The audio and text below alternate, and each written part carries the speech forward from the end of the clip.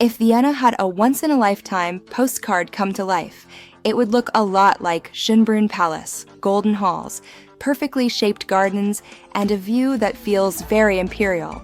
Today, we're visiting one of Austria's most famous landmarks to explore what's inside, its location, its significance, and the number of visitors it attracts each year. Schönbrunn Palace is in Vienna's 13th district, Heitzing, just west of the city center. The easiest way to get here is the U4 metro line. Hop off at Schönbrunn station and you're basically at the gates. From central Vienna, it's typically around 15 to 20 minutes by public transport, depending on where you start. The name Schönbrunn means beautiful spring, inspired by a natural spring on the grounds. What began as imperial property grew into the stunning Baroque palace we see today, shaped over centuries, but especially during the reign of Empress Maria Theresa in the 1700s. Schönbrunn became the Habsburg summer residence, a place for court life, diplomacy, and, let's be honest, serious royal-level hosting. Legends and history overlap here. Mozart performed at Schönbrunn as a child, and later it was closely tied to Emperor Franz Joseph I, who was born here in 1830 and died here in 1916.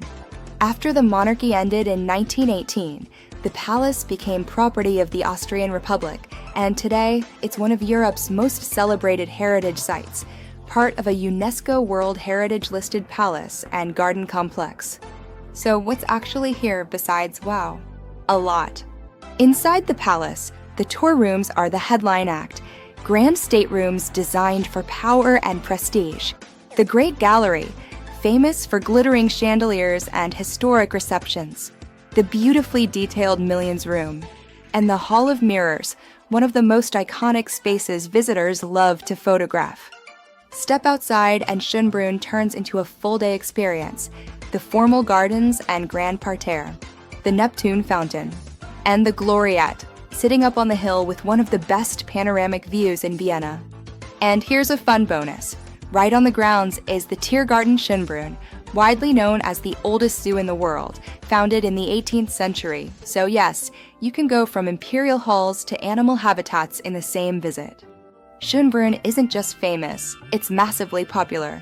In a typical year, the broader Schönbrunn complex draws millions of visitors, often cited in the range of around 3 to 4 million annually.